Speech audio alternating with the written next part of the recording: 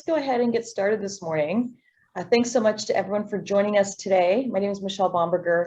I'm the founder and CEO of Equinox Business Law Group. I know many of you, but for those of you who don't know, Equinox is a law firm that provides general counsel services to small and mid-sized companies. We provide business law the way it should be, transparent, responsive, and very, very business focused. That's all we do is business here. We offer these monthly seminar programs, these webinars, to provide context around topics of interest for business owners. Sometimes they're very technical, like last month we did the Long-Term Care Act, and sometimes they're more strategic, like something like today where we're just talking about something that's happening, affecting all of us in business and trying to get some more additional information and tools to help us navigate that conversation. A couple housekeeping items before we launch. We are recording this program, so you will get an email afterwards with a link to the recording so you can watch it again. And also with any questions that you have, please feel free to put those in the chat and we will try to tackle those as we go. If there are any topics or questions that we don't tackle during the program, we will include those in that follow-up email as well. So for today's program, you may have heard in the media or possibly have seen in your own business that the world of talent acquisition and retention is in completely new territory. The media has called it the Great Resignation. Employees are leaving their jobs in droves, but at the same time, businesses are hiring like crazy. Everywhere you go, every place you look, there's a looking for talent, hiring sign, from hospitality to professional services, dentists, doctors, lawyers, burger flippers, kind of the works. So it kind of feels to me, as I've been watching this and reading it, that the supply and demand should kind of come together. You should sort of see these two things reconcile, but that doesn't really seem to be happening. So we thought it'd be helpful to bring in some experts, some folks in the field who are talking to employees and candidates, people looking to leave their jobs, people staying in their jobs, and invite them to come and share what they're hearing as they're talking to these folks. So we're so pleased to have Kevin Hartz, who's a managing partner at Fried Hartz, which is the top executive recruiting and search firm here in the Pacific Northwest, and Patty Stoddard, who is a staffing manager at TERRA Staffing Group, a leading provider of temporary contract to hire and direct hire placement. So one of the things I'm really excited about with this conversation is we're hitting different parts of the marketplace, because this is not just a topic that is applicable to one segment, it's applicable across the board. So with that, I'm going to turn this into kind of a panel view rather than the presentation, and we're going to have a panel discussion here today about this topic. So Kevin and Patty, thank you so much for joining us. Thanks for having me. Thank you, Michelle. Happy to be here. Yeah, so as I mentioned, there's a lot of talk in the media of this idea of the Great Resignation, this mass exodus, no one wants to come back to work. Is that what you're seeing? So, I think for on our side of the lens, it's less about the Great Resignation and more about a great shift. I think with the pandemic, people had time to kind of rethink life goals, how everything fits together, and how their companies handled their health, their happiness during that process has led people to reevaluate how they're spending their time and where they're spending their time.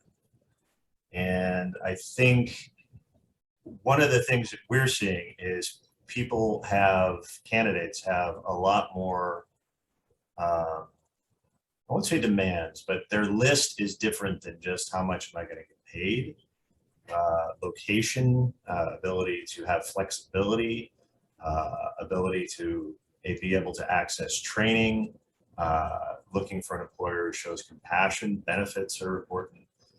It's much more of a holistic package than maybe it was before the pandemic. Patty, how about you?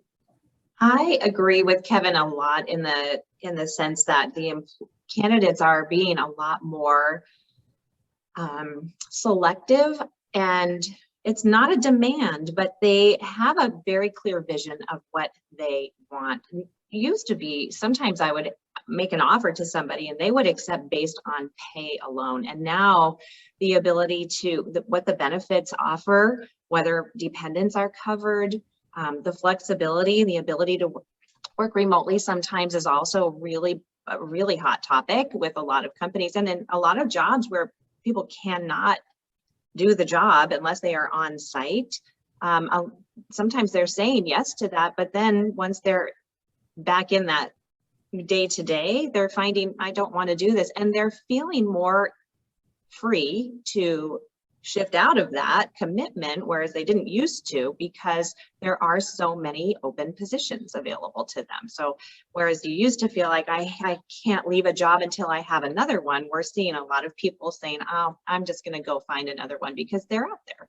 And so it's been a big shift in terms of that candidate experience. They're in the driver's seat essentially right now, it feels like. Yeah, that was kind of leading to my next question is, who's got the power dynamic here? And, it sounds like the employees really have the power in the current negotiating position.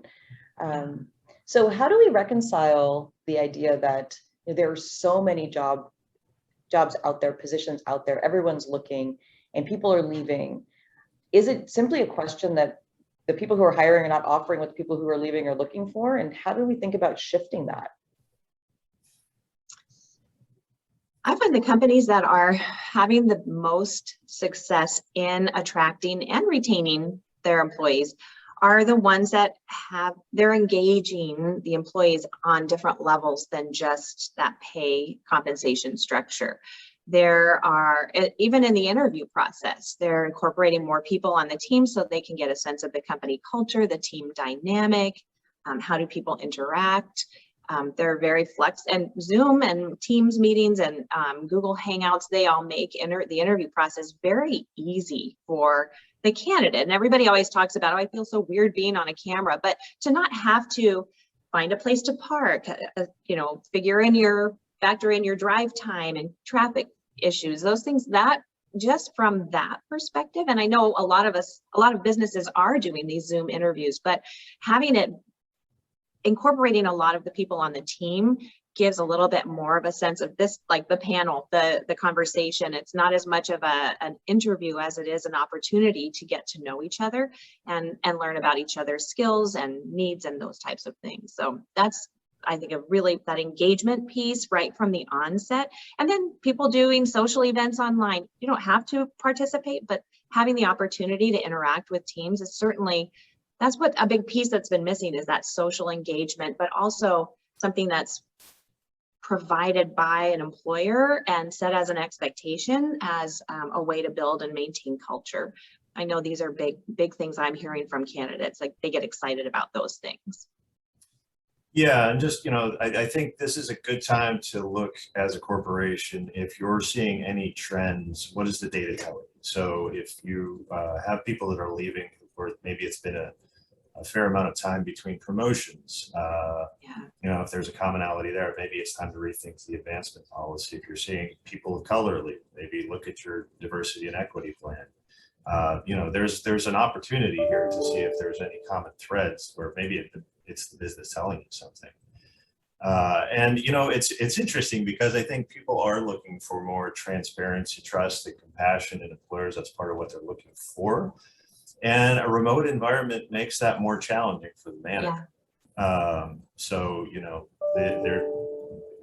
You have to kind of lean in more to really kind of get a sense of what's going on with your folks. Yeah. Yeah, you raised a really interesting question. When folks leave, I know a lot of companies do exit interviews of some sort. Mm-hmm.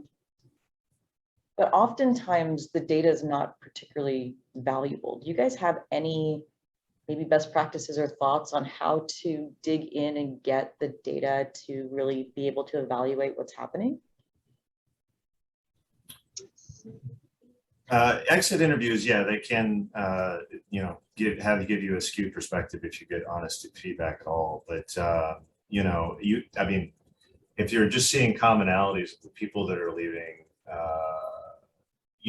we had a client of ours who's just lost 3 mid to senior level managers, and the common thread not was on what wasn't there, but the reason they were leaving was more for upward mobility and the opportunity to train and get better skills, so that different employers that they're going to are offering things like executive coaching, the opportunity to work more closely with senior management. It's things like that where when you're just kind of doing the checklist as maybe you were before the pandemic, where it was kind of more on rote routine, you didn't think about. And now with this time for reflection, people are thinking about it.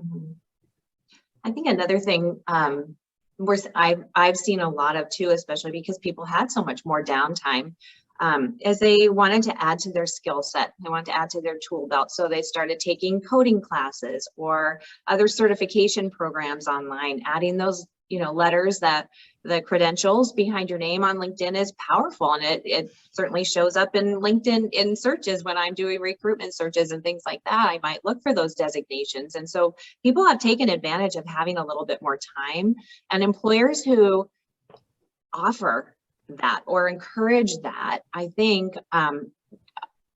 think they are able to engage and retain their talent more, because there's a place for them to go. It doesn't necessarily have to be upward, but people want to grow. They want to feel like they aren't just maintaining. And so that, I think that is a really, I've seen a lot of that. I've seen a lot of people shift from their roles because they took a UX class and now they have a certificate, and now they're getting opportunities to do that type of work. And so organizations that are able to incorporate that type of environment where people have the opportunity to add to their skill sets, but then maybe move within the organization rather than having to leave the organization in order to use their skills.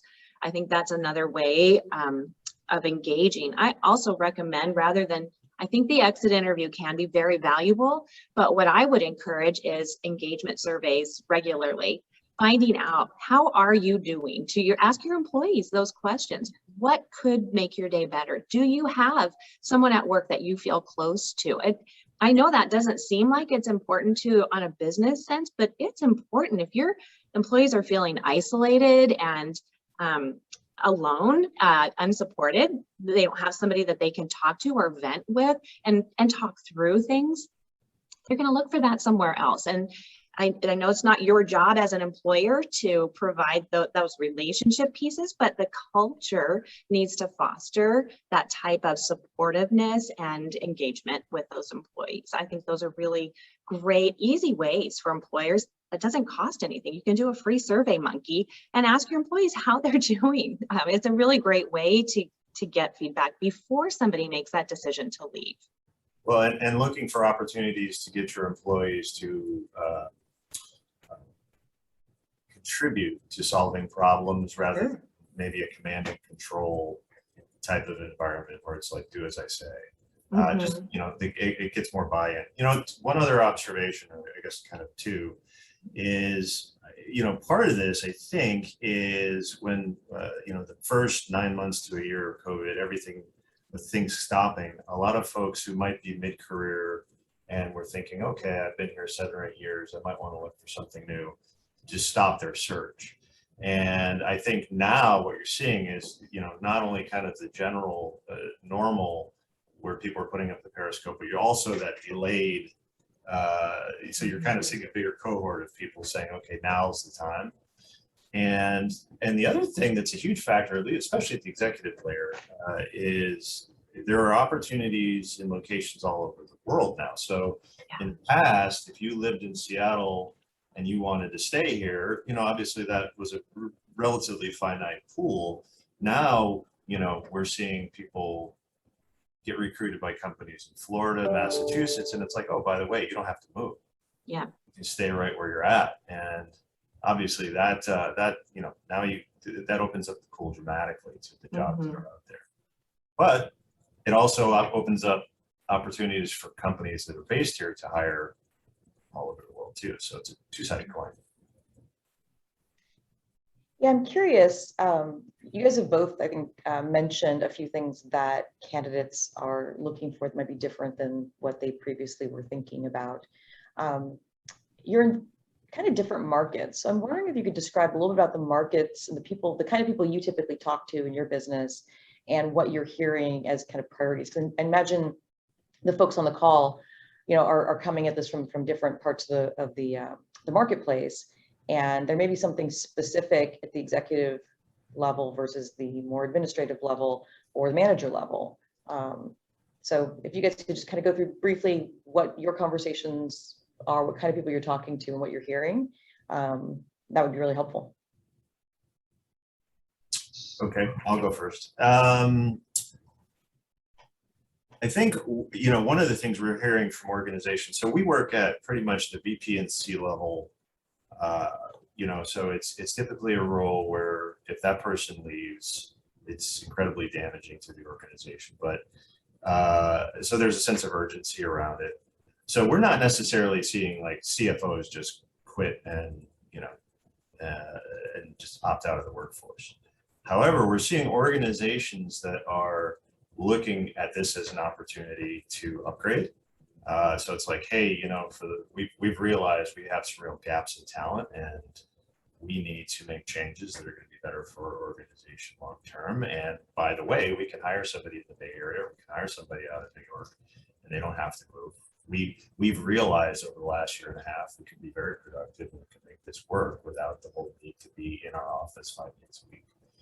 And from a candidate standpoint, the main thing I would say is, if I had to distill it down to two things, it's flexibility and, an organization where they're going to feel empowered and feel more safe and valued. I think one of the things that, for the people who remained in organizations and weren't let go during the pandemic, most of them ended up experiencing much higher workloads. They maybe saw their industry is a lot more vulnerable with hiring freezes or just mass terminations, and kind of realized that they were valued as humans or just a cog in the wheel. And I think all that is, from the candidate side, impacted what they're looking for in the next role in a big way.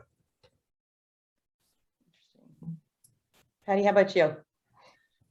Well, I talk with, and to Kevin's point, TERRA staffing really talks with people who are from entry level all the way up to that C level. So management, I talk with managers a lot. I place managers a lot, but also that entry level candidate. And it is, what I'm hearing is very similar to what Kevin's talking about.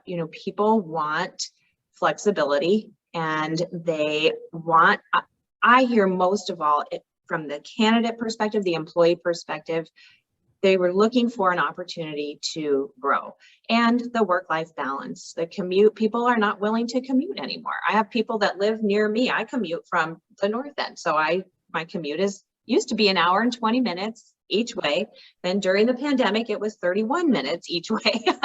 And now we're back up to almost an hour, 50 minutes. It's not horrible still, but I have people say, I'm never doing that again. And so it's really interesting, and it's variable. Every candidate has different set of parameters that they will and will not budge on anymore. And employers are, I think, the ones that are the most successful in attracting the right talent and keeping the right talent are the ones who are able to offer some flex. We have businesses who have a very set schedule for employees and will not budge, and a very strict attendance policy. Well, people have issues. They have to get out and have their children's temperature taken when they drop them off to school and go through the whole health screening. This is taking a little bit longer to get through that drop-off line. And now I can't get to work until 6:30 or 8 instead of 7:30 or whatever the time was. And the employers who say, you know what, just let us know what time you're going to be here. We want you to put in your 40 hours. And if you need to take a parent to the doctor, or you need to, whatever it is, just account for that time and make it up. And those companies are the ones that are not having as much turnover. People are not leaving because the employer's flexing with the needs of the employees' lives. And that's where we're seeing a lot of success, is in talking with companies. Where are you able to flex? And what's the most important thing in an employee? Do you want somebody who cares enough to continue to do the job, and allows them to flex with their life's needs and what they want for themselves now? Well, and even less about the hours, putting in the 40 hours, but it's more like, hey, these are the 3 objectives that we're holding That need to be responsible for. Yes. How you get those done is really up to you, and we're going to hold you to that. But whether that takes you 20 hours or 50 hours, Right. find a way to do it. But Yeah, so I'm hearing something that reminds me of an article I read, a Gallup article that said it's been talked about as the Great Resignation, but it's really the Great Discontent. This idea of apathy and disengagement, which we've been talking about for years. This isn't a new concept, but it just seems that maybe the power shifted, as we talked about earlier, that the employees now have more options. And so when an employer is thinking about creating a flexible environment, I know there's a lot of folks who are like, well, we need people here. We need to be able to show that they're productive. We need to make sure they're getting those things done, or they're working the hours. And so it's a mindset shift, I think, that can be really challenging for a lot of employers. And I've heard just from other kind of people, whether that's on social media or wherever, their response is, we've been perfectly productive while we've been, virtual for the last year and a half. Why do they need to micromanage us now? So how does that kind of land with you all as far as how businesses can think about that disconnect or that opportunity? well, I think again, having specific goals that you're tasking that person with achieving, and having communication around that and accountability around that, versus the traditional, hey, we expect you to be here 40 hours. We expect you to be here from 8 to 5. And if I don't see you in your desk, you're going to have to tell me why. And you want to leave an hour early, you need to let me know. I think people have had some pushback justifiably against that. And for companies that are more flexible and are going to treat them more like adults and with trust, are going to have better results keeping their people. I think there are, let's face it, there are a lot of businesses that provide services during certain hours. So they have to have people available during those hours, call centers, businesses that are open for services and things like that.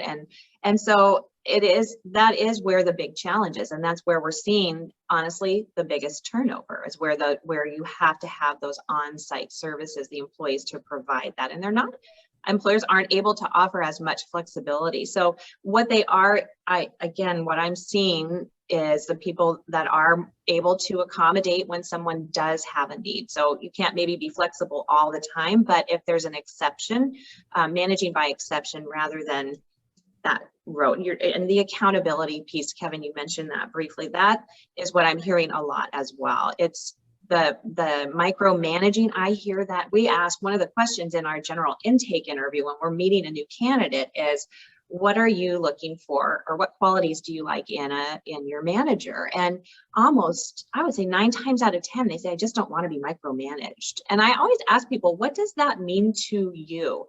And they say, you know what, I worked remotely and I got my job done really well. And I was always online when I needed to be. And now I'm back in the office and I have to, toe this line. And that's just having to be present, like you said, having to explain why you came in late or why you need to leave early. Not that you shouldn't expect that as an employer, there's that level of accountability, but how that's communicated and how those exceptions are managed is really, really sitting hard with employees now. And so that's a question I don't have an answer for, unfortunately, or even an idea, because it's the more you're able to accommodate and flex and create that environment of trust, that will pay off. It's a tough one though, when you have those businesses that have to have services during certain hours. It seems, not everyone can, move into completely flexible roles, right? And so I've heard a couple of companies that are really actively providing either financial incentives or other benefits, happiness type incentives that will be appealing and maybe help them stand out with a group of workers that's comfortable being in, whether it's food service, hospitality, places where you have to be present. And so I think that the getting, outside the box in your thinking as to, what works. Well, I think this, and I just read an article, I think it was Harvard Business Review, where they were talking about and we don't, the executive layer is different, but they said for kind of retail hospitality, people are taking jobs, maybe even for a little less pay, but that might have better benefits, more upward mobility, more compassionate workplace. So there are other things that you can do, even for the people, I think, who have to be there in a specific location on the day. Yeah. Well, I keep kind of going back to, all the commentary about, millennials, sort of the generic stereotype of millennials from, 5+ years ago, that there's this real focus on life, real focus on balance, real focus on, where I want to be and who I want to be. And it almost feels like the entire workplace has kind of adopted that at this point, which is, I think, a shock to a lot of businesses. And an ability to have an impact. That's what I'm seeing a lot of too, is why is my work important? How does this contribute to the greater good? And that is, when people understand the importance and the value of the work they're doing, they tend to be a little bit more bought into it as well, and seeking out those opportunities too. Now, I will say, it'll be interesting. This will be an interesting case study 10 years down the road, because, right now we're seeing, especially on the tech side, somebody who maybe worked in the Bay Area or in Seattle, moving to Montana and wanting that same pay. And right now they're getting it. But 3 years from now, you may see things shift again, and it's like, okay, we're going to actually adjust your pay for location or move back to Seattle or San Francisco. And we may be talking about a whole different shift. This is very specific to kind of what we're coming out of right now, I think. Yeah, and I noticed the same sort of thinking when we went to renew our office lease this summer. And I thought, hey, half the building's empty. We're going to get a bargain. And our broker said, these guys are thinking 3 to 5 years out. They know that with all of the tech companies in the area and all of the opportunities that businesses are going to have, this is not going to stay where it is. And so we had a little bit of a break. We didn't get a bargain like I was hoping we were going to get. So I noticed in the chat that Miranda commented about really people, if they don't have those resources and don't have that community, they kind of just up and leave rather than working through it. Right. So I thought that was an interesting observation. And that's one of the things I was talking about earlier in that engagement, and finding out, doing the engagement surveys and asking your employees how they're really feeling, allowing it to be anonymous, but then creating opportunities as an organization, whether it's a virtual game night or mental health days. I have so many employers right now saying, we'll be out of the office tomorrow because our company is taking a mental health day, and we'll get back to you about this candidate on Monday. And so, and that's extreme. I don't know that everybody can do that or should do that, but allowing for the fact that sometimes people do just need to talk, having resources available for, one of the things I know that TERRA does for, I think we have this for our field employees too, is the opportunity to like teledoc and online counseling sessions, and those types of things are available, making those available and talking about it too. It shouldn't be taboo to feel lonely or to feel isolated or to, need to vent. And obviously you might not feel comfortable venting to somebody in your organization, but providing a resource like a counselor or a support person that they can do that safely and free of charge is a really valuable asset for employees too. I think that would be, give them an out, let them have someone to talk to, even if it can't be within your company. Yeah, agreed. And I think it's also, one thing that's become very challenging for the people that have joined organizations since the pandemic. A lot of these people are now a year and a half into it, and they've yet to meet their coworkers physically. Right. And it's really hard to build trust with people over Zoom. Yeah. And camaraderie. That's a big thing. I'm a very social worker. I love interaction. I get energy from my team, from hearing them talk. I like hearing what other people are saying. How do they address these topics with employees, with employers, with coworkers? And that gives me energy. I enjoy that part of my job. And I think that's a big thing that people are missing too. I know when our company was working remotely last year, I really, really missed that. And I couldn't even put my finger on it at the time. It wasn't until I got back and I was like, oh, I feel like me again.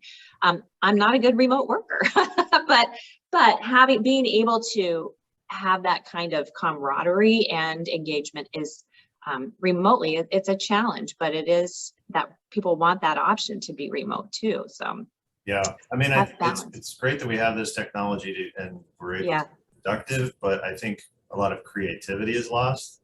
Yeah. And just, it's that, hey, that thing that you said at lunch the other day, that got me thinking, and, let's approach things a different way. That piece doesn't happen as much in a remote environment. And that's one of the connective tissues that I think really bond people together into a company. Yeah. Brainstorming. Yep. It's hard to brainstorm at a distance. Yeah, we found that as well, that, we started talking about coming back to the office and really made it very flexible for people. We always had a bit of a flex policy, but this was, when you're ready, feel free to come back. And I think even folks who thought, oh, I'll only come in one day a week or 2 days a week, just found that community, the ability to engage on a more spontaneous level with people. So it's not the let's schedule a time to talk about X, but hey, how was your weekend turns into, I went to this city or I'm going someplace else, and this very all the interactions that build that culture, that really reflect that culture. And I think we've tried really hard to do that virtually, but I think everyone got really tired of sitting like this, day in and day out. But one of the struggles now, I think, is how do you do the hybrid? I mean, the hybrid is a little bit challenging too, because you have some people who really are together, some people who are remote. And are you getting that same messaging, that same community conversation going? I wanted to invite folks who are on the call to type into the chat if you have creative tools that you've used for employee retention. I'd be interested on things we haven't talked about here today, so we can kind of tee those up for everybody to see as well. I know our benefits provider talked about things like pet insurance, for example, or people who've brought in massage therapists. But again, the massage therapist is another example of, well, the people in the office get that. So what do we do for people who aren't? And so it's another sort of step in the thinking process on how do we make it something everyone has. Well, there are some creative ways of doing that too. I'm actually talking today with a service called Blueboard that I have a couple of friends who work at organizations who use this organization. And the way it works is you put a chunk of money into this account, and when you're ready to, either give somebody an award or somebody in your organization has done something that stands out, you can basically say, okay, this chunk of money is now yours. And there are a host of options. So whether you want to go paragliding, wine tasting, cooking class, it's completely up to you. Then they have a concierge, and this is nationwide, that will work to find somebody locally who can serve that need. And I really like that idea, because instead of just giving people a gift card or kind of the standard, well, we felt obligated to give you something for the holidays, it really puts them in the driver's seat. And so it's a lot more meaningful. So there are responses to how you can reward employees in a way that feels personalized to them. Yeah, Blueboard, is that what you said it was? Blueboard, yeah. Yeah, interesting. Yeah, I love that idea too. That would be inspiring to me. Right. For sure. Yeah. It's not the cookie cutter one size fits all, which is, I think, led to a lot of these issues why people are leaving in the first place. Yeah. So I want to go back to a concept, and I don't know if you all have any thoughts on this, but again, the struggle from an employer standpoint to say, how am I sure I'm getting the same performance? if someone's remote versus in the office. And I think that's really one of the things that you hear consistently is, you know, we knew what we were getting before. We thought we knew what we were getting before the pandemic. And then all these people went home and they are confident that they were productive. I'm not so sure. And so let's just bring them all back, because then I can be confident again in what I was doing before. Has anyone seen any data on productivity on the hybrid virtual environment or the in-person environment? Any kind of comparison stats? I have not seen any stats. I don't know how you would measure that either necessarily, especially because I think it depends on who's doing the measuring and who's collecting the data.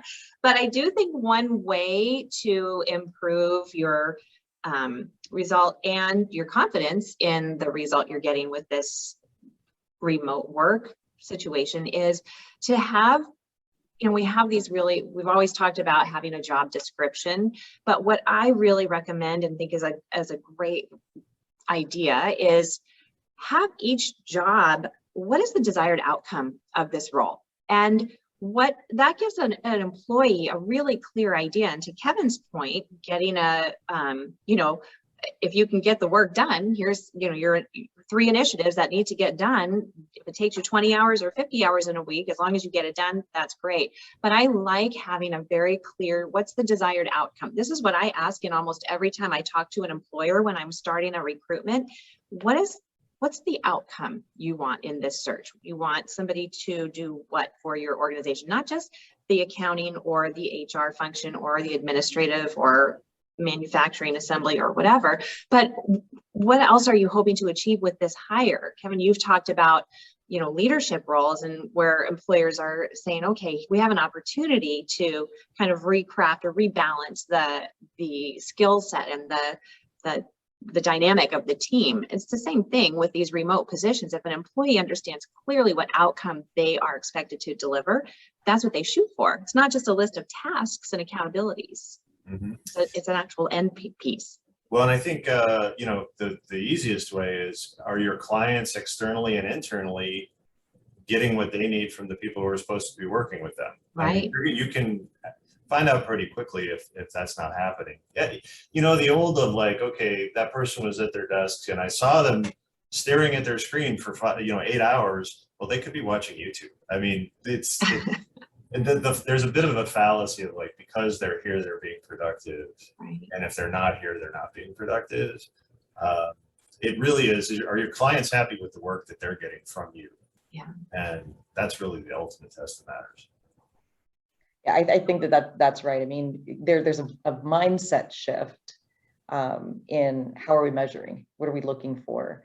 And I think anecdotally, at least, there's evidence that people work more at home because the boundaries, and I even noticed this, my high schooler said this as well, it's harder because there's no boundaries. There's no place to start and stop.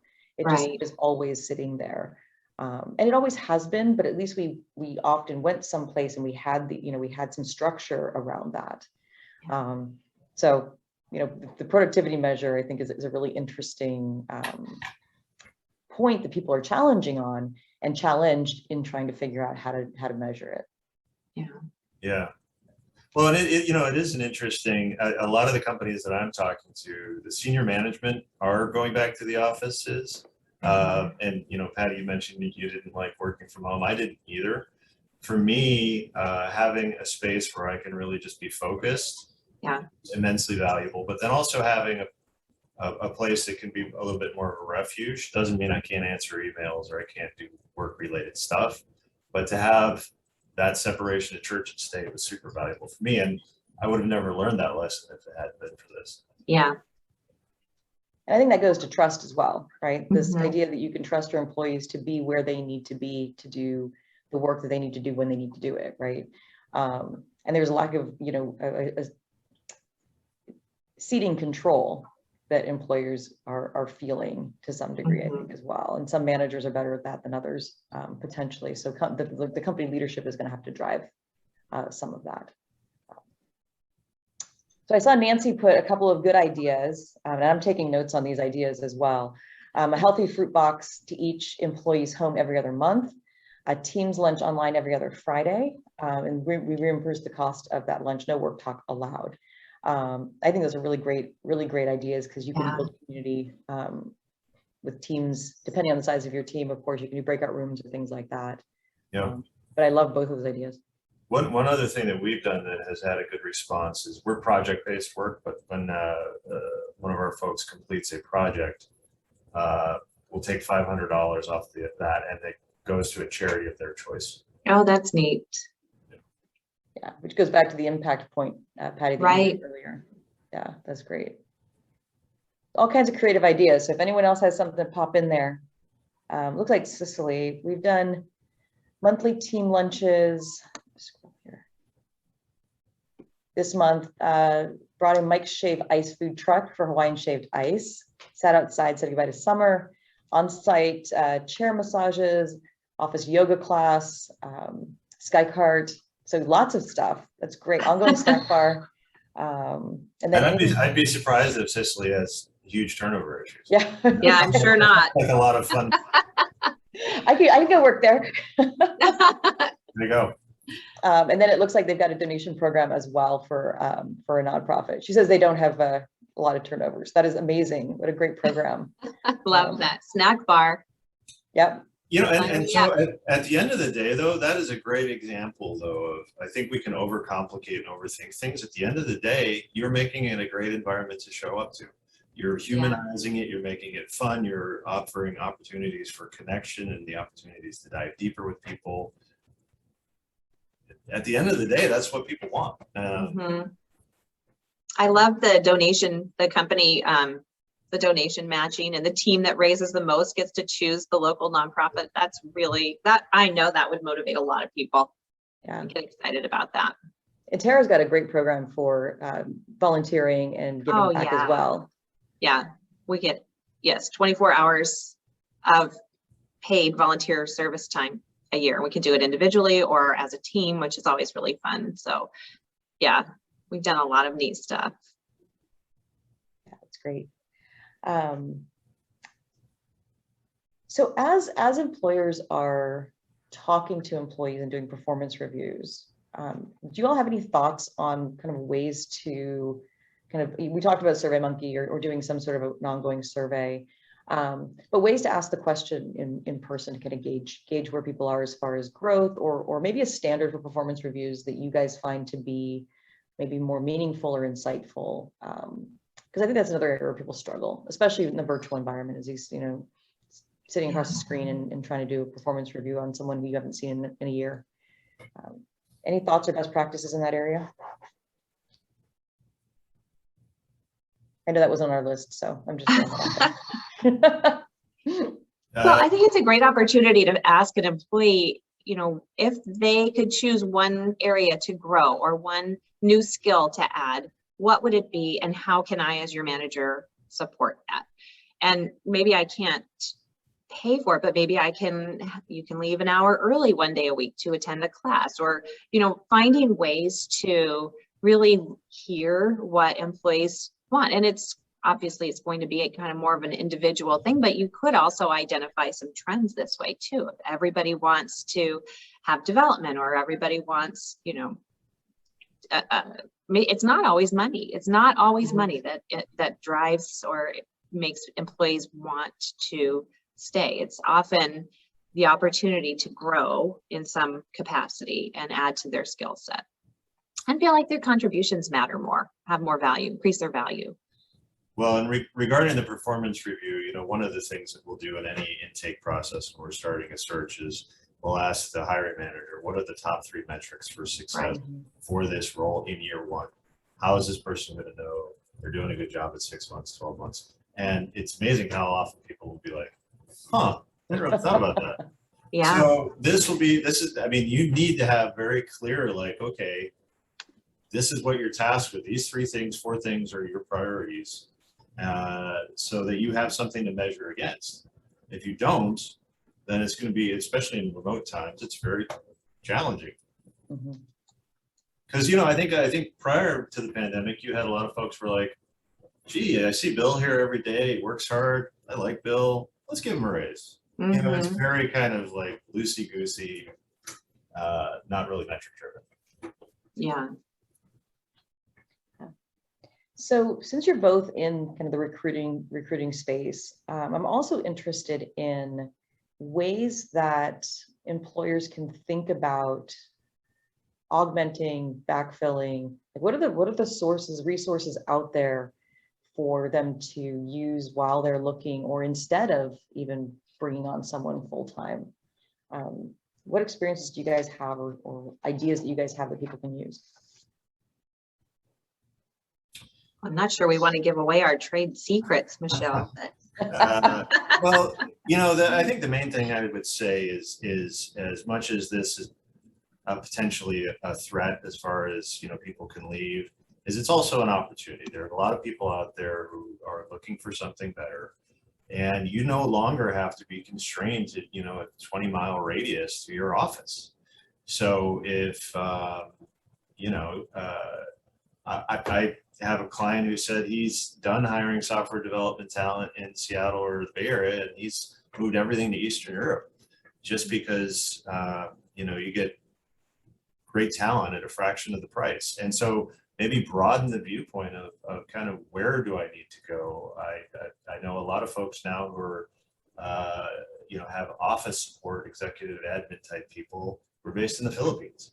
And you know, you can get an amazing person for $1,000 a month who's happy to have that job. So just think more broadly about, like, from your standpoint, what needs to be done, how much of that can be done virtually, and if most of it can, then you don't necessarily need to invest locally. Yeah, and I'll just add to that, I think it goes back again to the fear of an employer of losing control over that resource. I mean, you know, when you think about going overseas, or even just, you know, remote across the country in some cases, how do I make sure that they are the right person to do the work when I've never met them and I'm not sure about these? And I feel like a lot of innovation has happened in the offshoring, specifically for administrative and maybe marketing, operations, finance, those types of roles. There's been a lot of innovation in how to make that really work. And I know some of those countries have really invested in that infrastructure to help ensure that they've got the, you know, the internet, the bandwidth, the education, talent, those types of things as well. Yep. And then Patty, I know TERRA offers, you know, a number of different sort of models that people could look at as well, as far as, you know, augmenting either temporary or full time. So I thought you might have some thoughts on the different models that people could be thinking about. Well, yes, and you know, it can vary in terms of what an employer, I think it's the motivation and the reason an employer chooses a hiring option. If it's strictly a temporary project, then by all means, make it a temporary position. But if you know you need that role filled long term, sometimes employees are hired to fill a role temporarily while an employer looks for a long-term person. And I know a lot of times there are some candidates who do just want temporary work, but I think 9 times out of 10, employees want to know that if they do a really good job, they might be considered for that permanent position, and if they like it too. And so really giving consideration to that. I get a lot of times, a lot of calls, well, we'll take somebody for 2 or 3 or 4 weeks. And I say, what are you basing the time frame on for a temporary position? Well, it depends on how long it takes us to find somebody. So that makes that temporary person, if they're not specifically looking for just temporary work, I think they want to at least be able to throw their hat in the ring, and that's a great option. I recommend direct hire if you really have a need that, if there's an ability for somebody to have had experience doing it. So even entry-level administrative reception office roles, we are finding a little bit more success with that direct hire placement. And we certainly offer a really great guarantee, replacement or refund option. So I think looking into what you can get for which option you choose. Yes, direct hire is a bigger investment in the short term, but over the course of, a lot of employers have people for temporary placement for 3 months or 6 months, and their output is actually more in those situations than it might be for a direct hire, and they don't get that guarantee, replacement guarantee. So it just really opening up your thought process. Like we have a lot of companies saying, well, we just never used staffing for that before, where I say, well, this could be valuable now, because we have to go after those candidates who don't even know they're looking for a new opportunity yet. That takes a lot of work and it takes a lot of time. So I think the value of using a recruiting resource is definitely increasing right now. Hear, hear. So we're getting close to the end here. If you have any questions, pop them in the chat. I was going to just have Kevin and Patty maybe wrap up with some final thoughts on, if you take one thing away from today as an employer, looking at the potential mass exodus, great resignation, great discontent. If you can take one thing away as an employer, what should they take away? Oh, such a good question. I think two things I've already kind of said, but I guess we'll reiterate is one, I think a lot of people are looking at this as something to be afraid of. I think it is an opportunity if you can kind of rethink your business, your hire, and how you input people into that, what they mean to the organization, to upgrade your talent across the board. Like I said, there are a lot of people out there looking for something better. Be that place that has, whether it's going to SkyCard or what have you. But just think about being intentional, about being a place that cares about their people, empowers their people, makes them feel safe and valued, and you won't have a problem, or you'll have less of a problem of people leaving en masse. Just that human side, I think, especially when you're not together and you are separated by technology, is more important than ever. So find ways to connect with people and really be able to know what's important to them. I completely agree with Kevin, and my thought on that, I just want to kind of tailgate onto that, is I would really recommend a proactive approach to assessing your employees, where they are. Are they happy? You can't wait for them to tell you that they're happy or unhappy. If they're telling you they're unhappy, it's probably already too late, because they're giving you their notice at that point in time. And I've seen it many times where we've had employers who have lost an employee. Someone's given their notice. They're really distressed about it because they really value and appreciate that employee's work, but that employee was offered a job somewhere else for $10,000 more or $20,000 more, and now they're going to pay me that much in a fee to find somebody who doesn't know their systems yet. We don't know if they're a culture fit. So really investing in the people that you have now, and not just financially, but emotionally. Are you happy? What would it, are you looking for a new job? Ask them.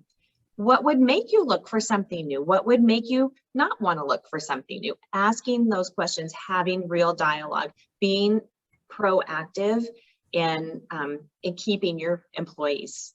Talking to them is really, and letting them know what you value about them, because then they'll do more of that and they'll feel more secure. They'll feel seen and recognized for what they bring to the table. I heard proactive, but there's also a bit of vulnerability there, which I think can be difficult. So we have a question here. With the recent spike in inflation, I'm hearing many employees are expecting greater than a 5% salary or wage increase to keep up with the cost of living in our area. How are your clients responding to this?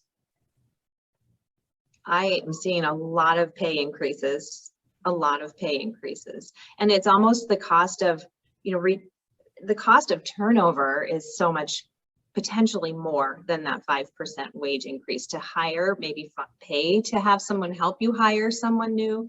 And then you don't know if you're sacrificing a little bit, or there's a ramp up in terms of somebody being proficient or gaining productivity. So you might actually be maintaining or coming out on top as an employer if you are able to provide that increase to your employees. I think Yeah. costs across the board are Right. going up, and They are. labor is a significant portion of that, but depending on the Yes. industry, it's kind of across the board. Mhm. Yeah, I have an associate whose friend runs a bar near the Google campus in South Lake Union, and just had to start paying bartenders $60 an hour, just to keep good people. It's yeah. It's a unique. Did you say market. 60? 60? Wow. Bartender. Yeah. Time to change professions. So, all right, well, we're gonna wrap up here today. Thank you guys both so much for your participation. I'm gonna share my screen really quick with some final thoughts. So here are contact information, and again, you'll get a copy of this recording. So you'll have Patty, Kevin, and my contact information if you have any questions. And then I want to mention our upcoming programs. We have on October the 28th, our focus event on analyzing business performance for a better 2022. So just really thinking about what worked this year, what your plans are for next year, and really making that shift. And then in December, we do our annual year in review and trends for next year. That's always an interesting one because it covers so much of what we've seen and where we think we're going. Although with all the uncertainty that we have day in and day out this year, we'll tee up what we're seeing and what we're hearing and go from there. So again, thank you so much for joining us today. Both Patty and Kevin, thank you, and to our audience as well. And I look forward to seeing you next time. Have a great day. Thank you. Thank you very much. Bye.